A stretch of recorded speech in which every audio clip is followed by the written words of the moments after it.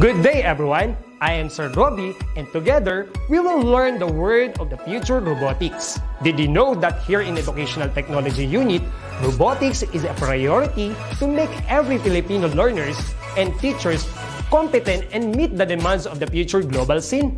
Wherein teachers, students, and parents who wanted to learn robotics is just a click away for free. Robotics is an interdisciplinary field which integrates computer science and engineering. It involves design, construction, operation, and use of robots to assist human activities. Are you ready for this transformation? Soon in ICT's Educational Technology Unit. Come and join us and love the future para sa bata, para sa bayan, at para sa guro. Sulong edukalidad.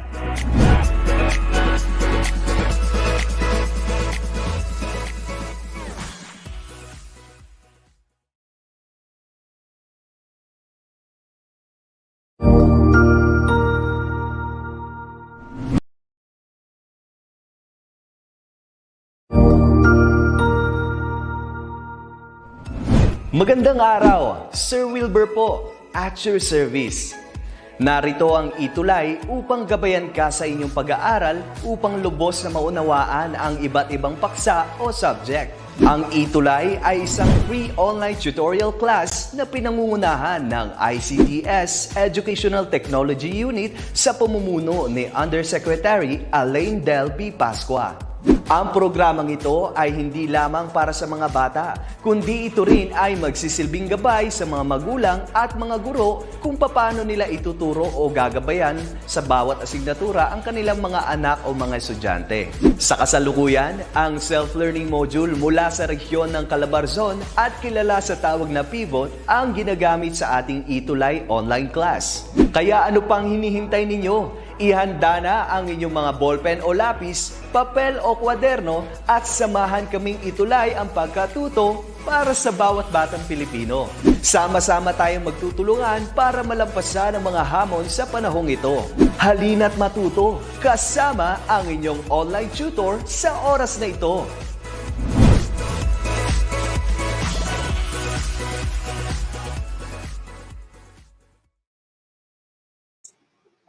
Magandang hapon po sa lahat ng ating mga taga-subaybay dito sa ating ETUlay session. Welcome to our last session for the school year 2020-2021. Tutor Lester po, at your service.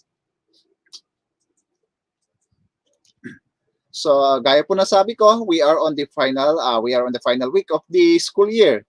And for this final week, we will discuss the general theory of relativity and how we know we live in an expanding universe.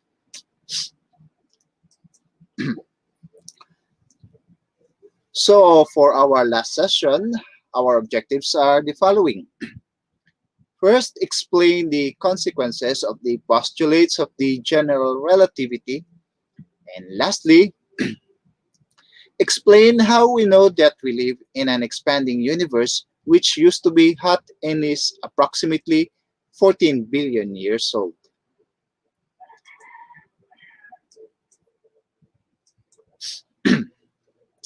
So let us review some of the concepts na na-discuss po natin last week on the effects of the special theory of relativity. So please supply the missing letter in order to correctly name the concept. Right, the faster you move through space, the slower one moves through time. And this is all right. So the concept is time dilation.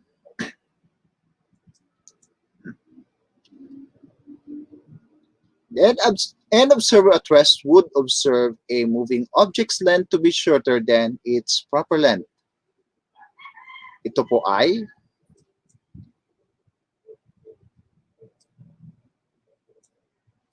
alright, length contraction. This is the cosmic speed limit. Nothing goes faster than it. And this is the speed of light. All right.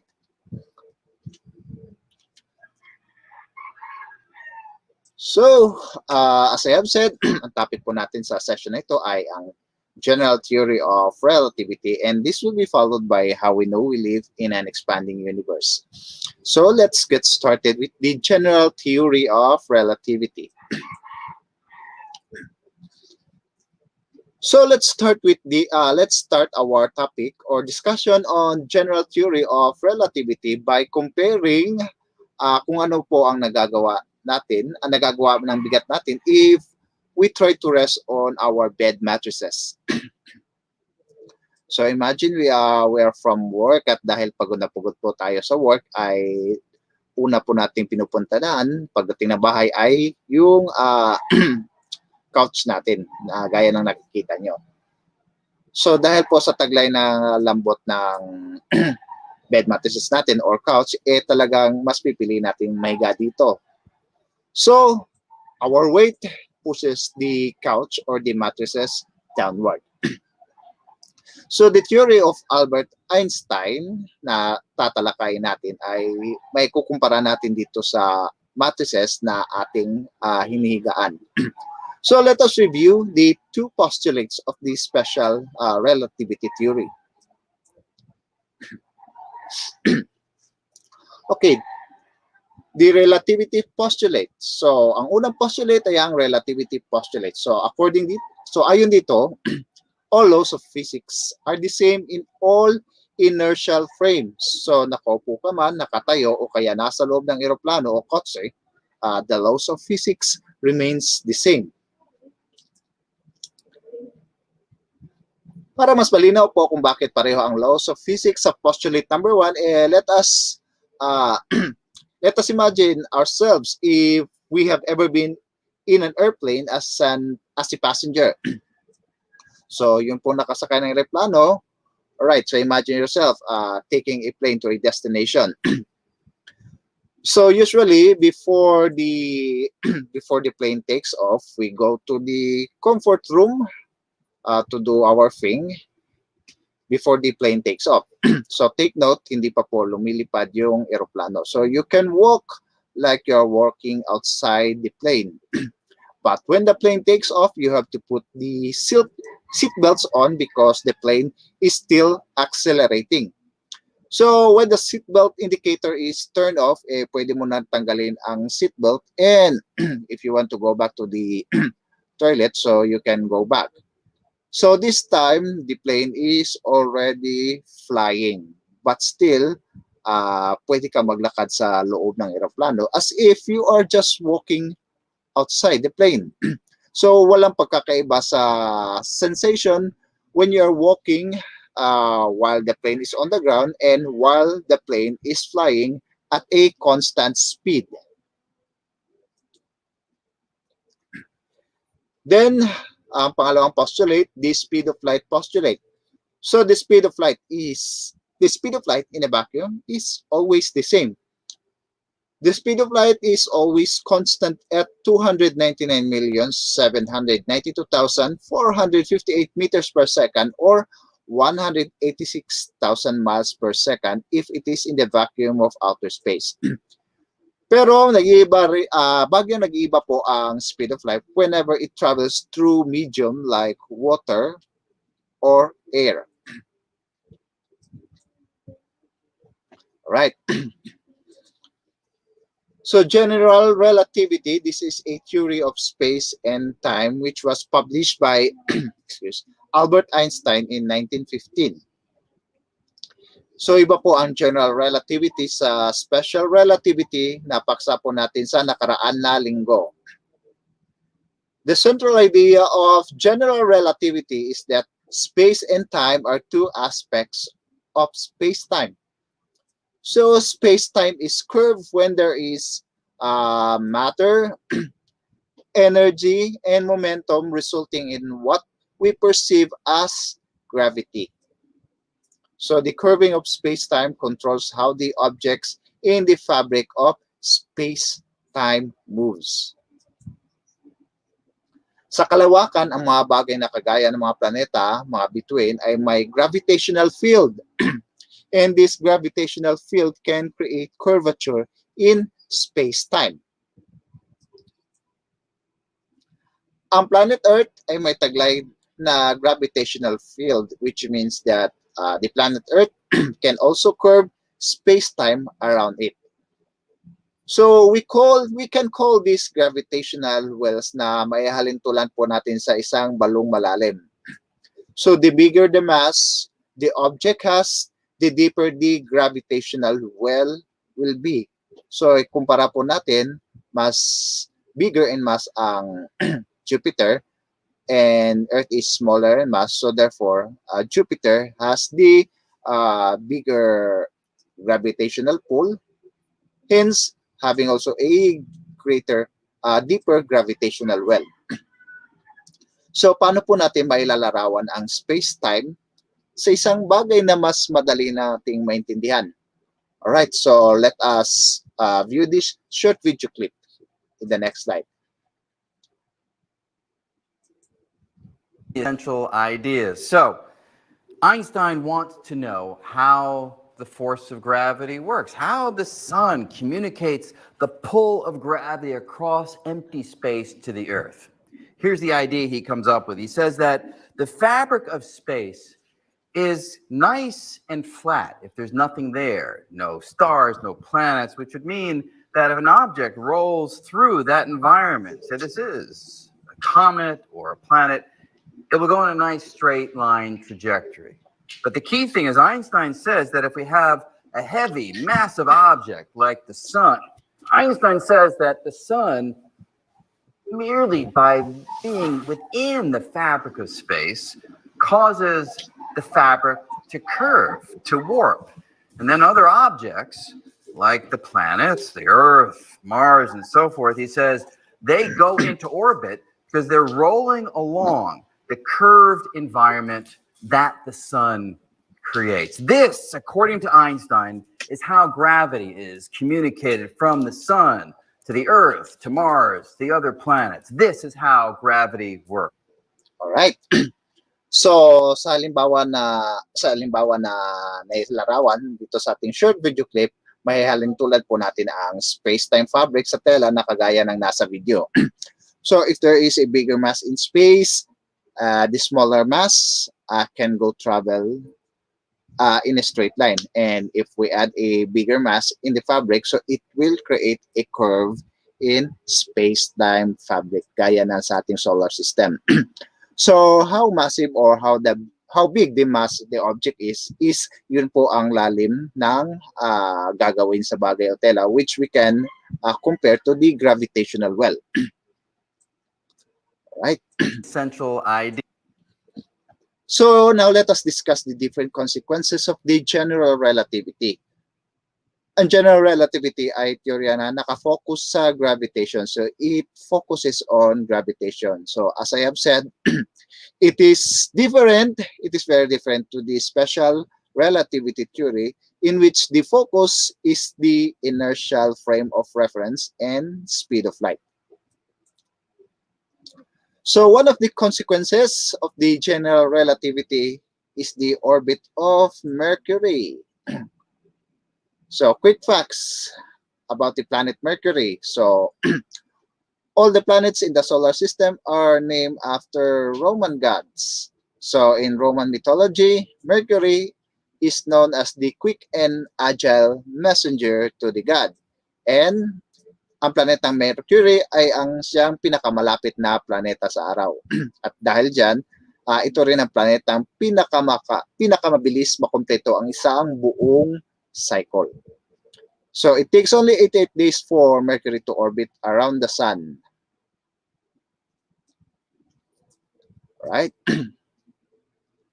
So sa lahat ng planeta sa solar system, ang Mercury naman ay ang may pinakakaibang orbit. So Mercury's ellipse never close. So paano po nagagawa ng Mercury ang kanyang kakaibang orbit? Alright, so let us view again another short video clip. An ellipse, But it did something weird. It had something called a precession. What this means is that its ellipse never closes. The point of the orbit that was farthest from the sun advances a little bit every time Mercury goes around the sun. It's as if the ellipse itself is orbiting the sun. No one could ever figure this out using Newton's equations. When Einstein applied his new curved space theory to this orbit, the new theory predicted exactly the precession that Mercury actually has. Finally, a theory perfectly matched the observation, which had been a mystery for decades. You can only imagine how Einstein felt in an ellipse, All but right. an ellipse. All right. So this is the precession of Mercury's orbit. So the furthest point of the planet away from the sun, its aphelion would seem to advance a bit every time it goes around the sun. So the same goes with the perihelion, or the point closest to the sun. Kung titingnan po natin ang orbit ng Mercury, parang ang ellipse pumapalibot po sa araw. And the next consequence that we will discuss here is the gravitational bending of light. So our earlier examples illustrate that massive bodies can create a curve in the fabric of space and time, gaya na nakikita nyo po dito sa slide. So kahit ang liwanag ay sumusunod sa curve ng space-time o ang gravitational well na likha ng gravitational field ng massive bodies in outer space. Sa illustration na nakikita nyo po sa inyong mga screen, ay ang direksyon ng liwanag mula sa star ay bahagyang bumabaluktot at sumusunod sa space-time, sa curve ng space-time na gawa pa ng isang star. Right. So dahil sa bending, ay nakikita natin ang kinalalagyan ng star sa kalawakan ay hindi nito ang actual nitong kinalalagyan. Alright. So this is how we view the star when in reality, okay, dito po yung actual position ng star. So we are seeing the star in its position because of the gravitational bending of light. And as the light bends, time slows down. So as the light overcomes the gravitational well by the massive object, light undergoes gravitational shift. So ano po ang nangyayari sa gravitational shift? So we all know that light is an electromagnetic wave, okay, shown in the slide with the following properties. All right, we have the crest, the throw, the wavelength, and the frequency. So the crest is the point on the wave with the maximum value of upward displacement. And the throw is the opposite of the crest. So when it is undergoing redshift, the wavelength, okay, the wavelength, which is the distance between between two waves, becomes longer and the frequency decreases. So humahaba ang distance between these two waves, which is the wavelength, and the frequency decreases. Right. So that's what happened in a gravitational redshift. So dahil po electromagnetic ang isang light, so the light waves undergoes increasing wavelength. Okay, when the wavelength increases, makikita po natin lumalayo po ang distansya ng bawat wave from each other. And hence, the frequency decreases. And another result of the general relativity theory are the black holes. So ang nakikita nyo po sa larawan ay ang imahe po ng isang tunay na black hole. So a black hole is one of the life stages of a star. So a black hole possess an unbelievable gravitational pull, and because it has a very tremendous mass. So dahil sa taglay nitong napakatinding mass ay mayroon po itong napakalakas na gravitational field. So sa lakas ng gravitational field ay maaring walang makawala mula rito, not even light can escape from it. So ang isang kutsara na matter na galing sa isang black hole ay maaring maging kasing bigat ng buong Mount Everest. So ang mga black holes po, okay, they are very small in size but the mass are very compacted. So paano nga pala nakikita ang mga black holes? Dahil nga pati liwanag ay hindi po nakakatakas dito.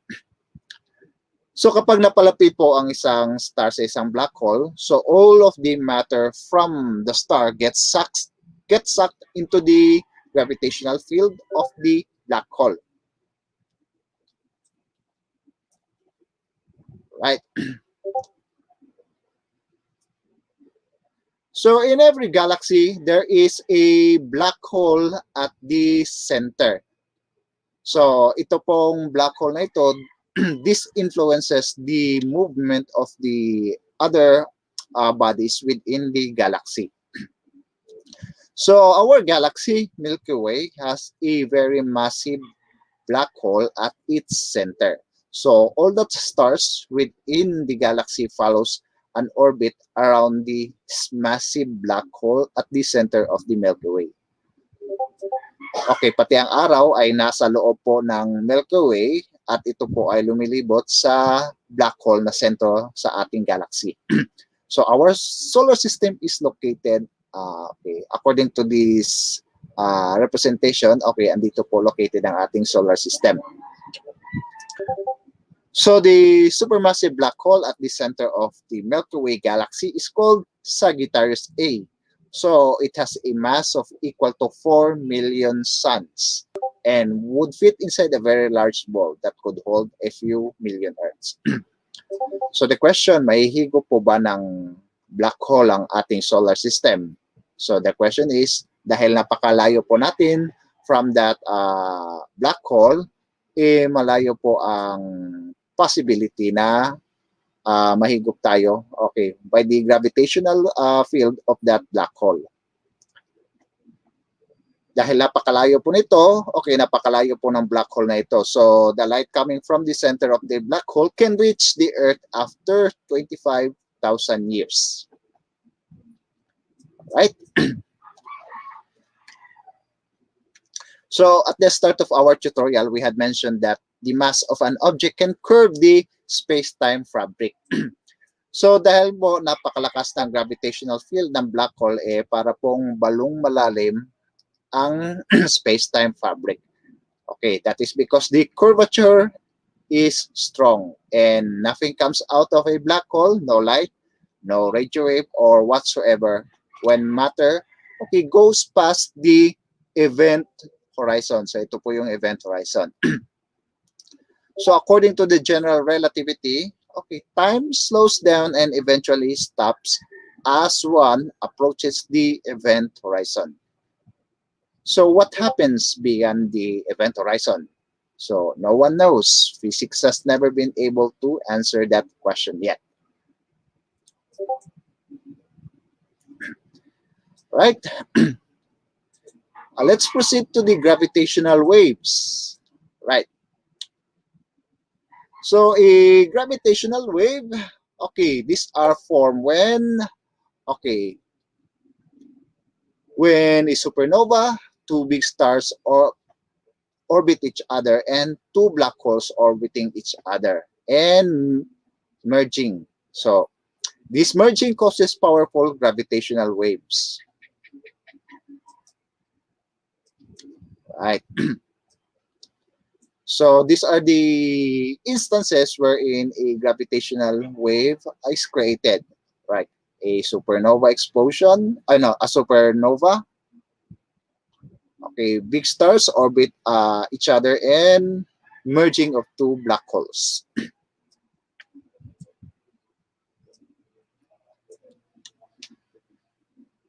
So in 2015, scientists detected the gravitational waves for the very first time. So they used a very sensitive instrument called LIGO, or Laser Interferometer Gravitational Wave Observatory. So these first gravitational waves happen when two black holes, crashed into one another around 1.3 billion years ago. So the ripples only reached Earth in 2015. Right?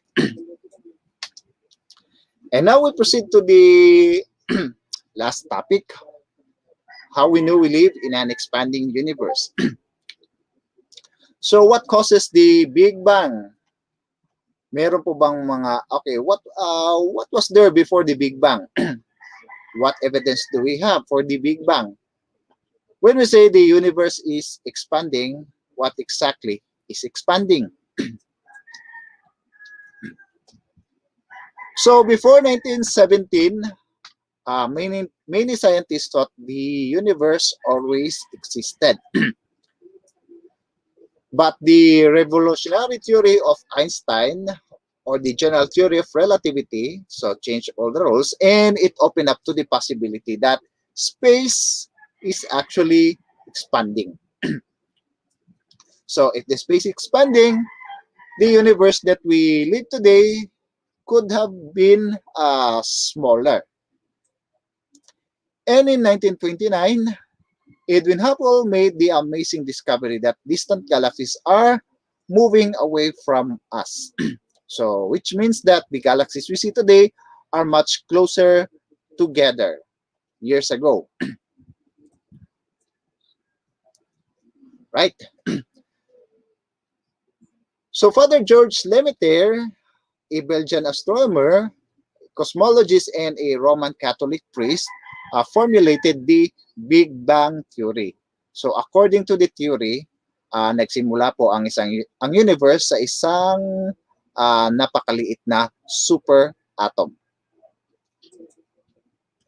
So napapaloob po sa graphics na ito ang kasaysayan ng universe ayon sa Big Bang Theory. So ayon sa teoryang ito, ang universe ay nagsimula 15 billion years ago. So 15 billion years ago, the universe started as a singularity. So the universe began as an infinitely hot and dense initial singularity. And then, in a few nanoseconds from the beginning of time, the universe expanded rapidly in what is known as the inflation.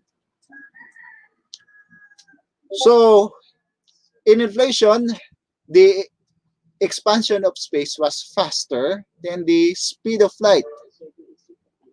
Kaya, very exponential ang expansion ng sinaunang universe. So, it only happened nanoseconds after the beginning of the universe. So, in the human perspective, napakabilis po ng mga pangyayari. So, as stated in the slide, the expansion of space started after nanoseconds, or 10 to the negative 36 power of a second. So, this is faster than, closing our eyes or blinking of our eye. So, nagsisimula pa lang mag-expand ang universe, so it was still very hot and very dense. And in that period, matter and antimatter were formed from energy but keeps on destroying each other in what we call as annihilation.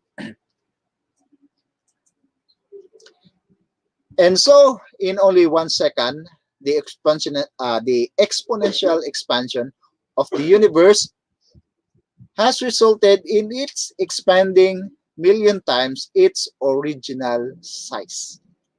So that's how exponential the expansion of the universe was. 1 second after the Big Bang. And as the universe expanded, bahagyang lumamig ang universe from its very infinite temperature, and the quarks finally came together to form protons and neutrons. And 3 minutes after the Big Bang, These protons and neutrons form the light elements by nucleosynthesis. So the first element for the elements formed 3 minutes after the Big Bang were hydrogen, helium, and electrons bind to these ionized proton and nuclei to form neutral atoms in a process called recombination. So that was 3 minutes after the Big Bang. And photons or light is no longer scattered and can now freely move in space as the period of the dark ages of the universe. So at that time, no stars were formed. So no stars were formed at that point in the history of the universe. So about 400 million years after the events of the Big Bang, stars start forming. So how are the stars formed? So gravity. Okay, it is the gravity. Gravity caused the atom to collapse onto one another. Gravity caused the light elements to form a single mass and ignite nuclear fusion. And as a result, more stars and galaxies are formed. And after that period, the universe is still expanding and cooling further. May mga katibayan na sumusuporta sa Big Bang Theory. Okay, some of these are which we call the relative abundance of the light elements.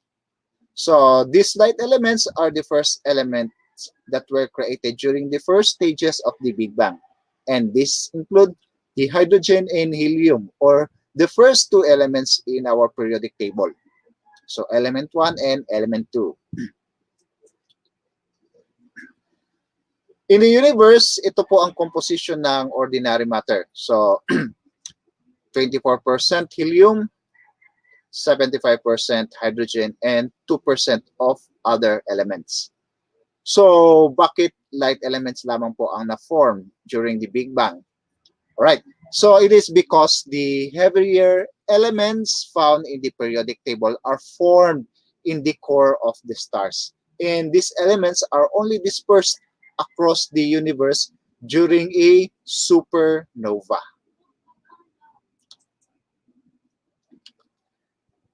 The other evidence supporting Big Bang is energy left as a result of the recombination of the positive nuclei and electrons. The thermal radiation is seen as a faint microwave glow emitted in space as observed by the instruments. Right. So there are several misconceptions associated with the Big Bang Theory. So let us clarify some of these misconceptions. So Big Bang is the beginning of the whole process called the Big Bang model. And the Big Bang is not an explosion. Okay, remember, the Big Bang is not an explosion of the singularity. Rather, it is the exponential expansion of space during the first moments of the Big Bang. Big Bang does not explain what caused it. So it does offer no explanation as to what caused it or how the singularity came from. So because it is just theory, it is still a work in progress. And scientists are still finding evidence for it until now.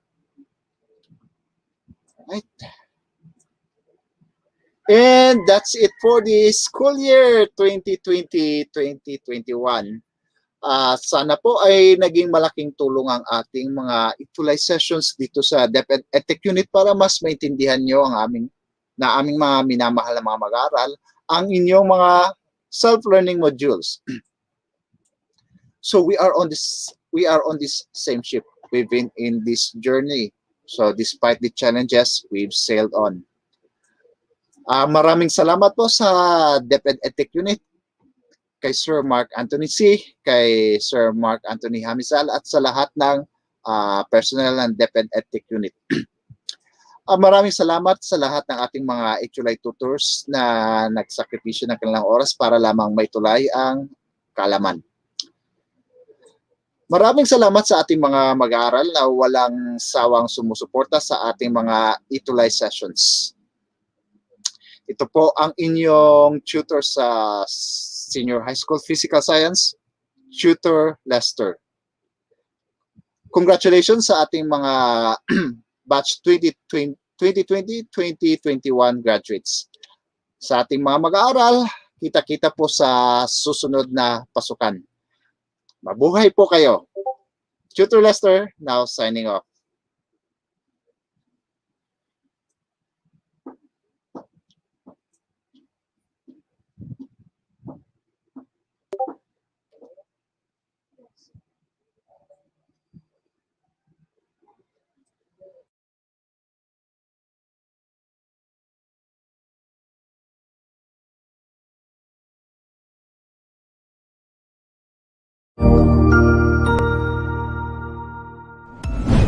Sigurado ako na marami ka na namang natutuhan sa ating ETUlay tutorial session ngayong araw.